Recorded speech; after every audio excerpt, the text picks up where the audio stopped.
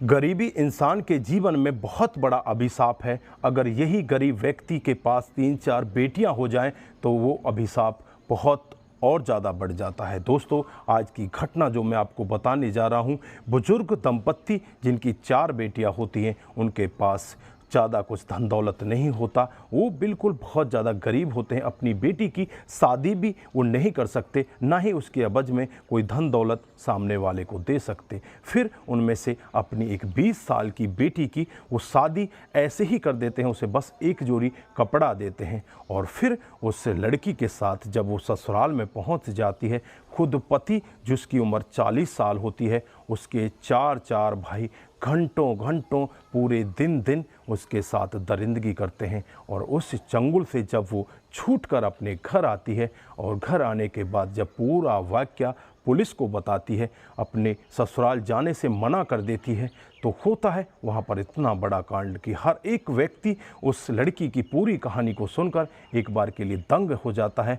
हर किसी व्यक्ति की आंखों में आंसू होते हैं जो भी उस कहानी को सुनता है। दोस्तों, अगर आप भी पूरा मामला सुनेंगे तो एक बार के लिए आप भी सोचने के लिए मजबूर हो सकते हैं, आपकी आंखों में भी आंसू आ सकते हैं। आइए दोस्तों, जानते हैं पूरा मामला क्या था। नमस्कार, जय हिंद। आप देख रहे हैं APH न्यूज़ राहुल रावत के साथ। तो दोस्तों, ये हकीकत की घटना 8 जून 2022 की है। यहाँ पर एक लड़की जिसका नाम मुस्कान होता है, उम्र 20 साल होती है, जो अपने मामा के घर होती है। उसकी शादी 2019 में हो जाती है और उसका पति लेने के लिए उसके मामा के घर पहुंचता है और वहां जाने के बाद वो लड़की वहां से फरार हो जाती है।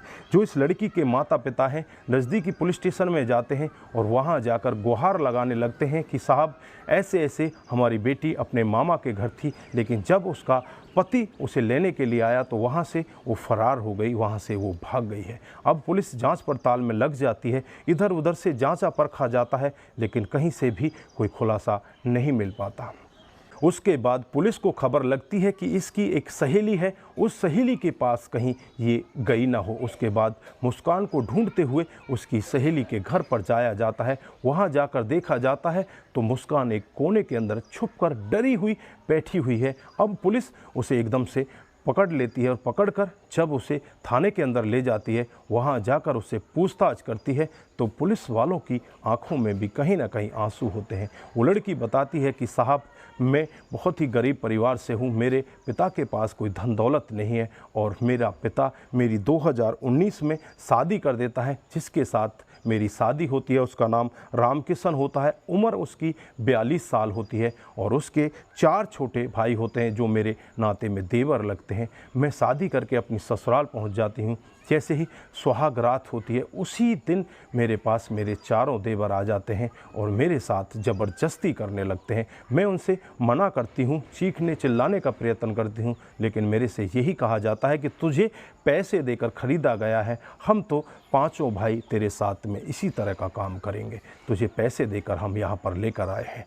उसके बाद वो मेरे साथ में दरिंदगी करते हैं, मेरे साथ में रेप करते हैं। मैं बचने का प्रयत्न करती हूँ, लेकिन मुझे कहीं से भी कोई आशा नहीं दिखाई देती। मेरा पति खुद मुझे मेरे देवरों के हवाले कर कर चला जाता है। मैं रोती रहती हूँ, चीखती रहती हूँ, चिल्लाती रहती हूँ। मैं अपने घर जाने का प्रयत्न करती हूँ, अपने माता पिता से बातचीत करने का भी प्रयत्न करती हूँ। मेरे पास एक छोटा सा मोबाइल होता है, उस मोबाइल को भी तोड़ दिया जाता है। अब मैं बात करूं तो कैसे करूं? फिर मैं अपने घर में ही फंस कर रह जाती हूं और निकलने का भी प्रयत्न करती हूं, लेकिन मुझे निकलने ही नहीं दिया जाता। कोई ना कोई मेरी रखवाली पर यहाँ पर होता है। उन 5 भाइयों में से जब भी जिसका मन करता वो मेरे पास आता और ज़बरदस्ती मेरे साथ में वही दोहराता जो सुहागरात को बाकी लोगों ने दोहराया था। मैं इस दर्द को इसी तरह से सहन करती रहती हूँ। मैं खाना पीना भी कम कर देती हूँ। मुझे लगता है कि किसी तरह से मैं यहाँ से भाग कर जाऊँ, और फिर एक दिन ऐसा भी आ जाता है, मैं यहाँ से भाग कर अपने माता पिता के पास पहुँच जाती हूँ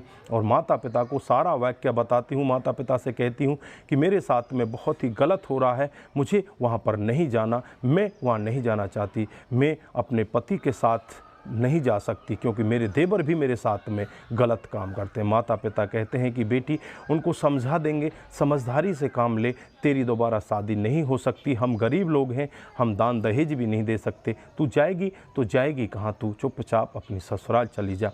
फिर उसके बाद उसका पति आ जाता है। पति के साथ माता पिता उसे उसके घर वापस उसकी ससुराल भेज देते हैं। मुस्कान दोबारा से अपनी ससुराल में पहुंच जाती है और फिर उसके साथ में वही दोहराया जाता है जो पहले से उसके साथ में किया जाता है। मुस्कान बहुत ज़्यादा परेशान हो जाती है, फिर वहाँ से निकलने का प्रयत्न करती है और एक दिन वो भी आ जाता है जब ये पांचों भाई घर से किसी काम से बाहर गए होते हैं। मुस्कान मौका देकर वहाँ से चुपचाप फरार हो जाती है और फरार होने के बाद वो अपने मामा के घर पहुँच जाती है।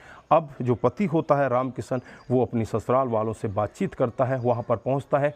उनको भी पता चलता है कि वो तो अपने मामा के घर गई है, हमारे पास आई ही नहीं। फिर उसके बाद जब रामकिशन उसके मामा के घर पहुँचता है तो वहाँ से मुस्कान फरार हो जाती है। वो अपनी सहेली के घर जाकर छुप जाती है। जब पुलिस वाले उसे वहाँ से गिरफ्तार करते हैं तो वो थर थर काँप रही होती है, कोने में बैठकर रो रही होती है। उसे मानो इतना डर लगा होता है कि उसके साथ बहुत ही गंदा काम होने वाला है। उसे डर भी क्यों ना लगे कि 5-5 दरिंदे उसके साथ में इस तरह से डेली रेप किया करते हैं, इस तरह से इतने बड़े क्राइम को अंजाम देते हैं। पुलिस भी जब ये पूरा मामला सुनती है तो पूरे मामले को सुनकर एक बार के लिए दंग रह जाती है।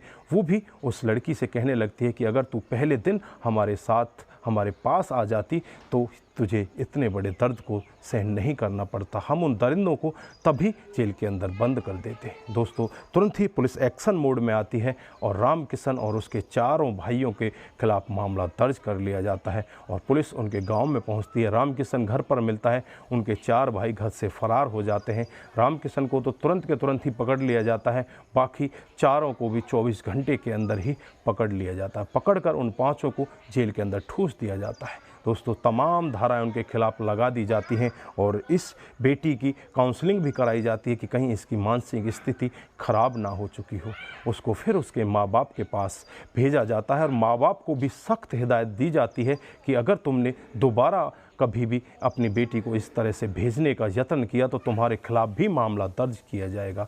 अब पुलिस उस लड़की को वहाँ पर छोड़कर अपने कामकाज में लग जाती है और इस केस को आगे कोर्ट के अंदर पेश कर दिया जाता है। तो दोस्तों, इस घटना के बारे में आप क्या बोलना चाहते हैं कि गरीबी किस तरह से अभिशाप बन जाती है? अगर माता पिता के पास 4 लड़कियां हैं, वो गरीब है, तो उसके साथ इस तरह की घटना भी हो जाया करती हैं। तो दोस्तों, इस घटना पर आपके क्या विचार हैं? आप क्या बोलना चाहते हैं? आपकी जो भी राय है एक बार कमेंट बॉक्स में ज़रूर दीजिएगा। दोस्तों, इस घटनाक्रम को सुनाने का उद्देश्य सिर्फ आपको जागरूक करना है, आपको बताना है कि हमारे समाज में इस तरह की मानसिकता के भी लोग घूम रहे हैं जो एक पत्नी को इस तरह से अपने साथ रखना चाहते हैं, 5-5 मिलकर उसके साथ में इस तरह की गंदी भावनाएं रखते हैं।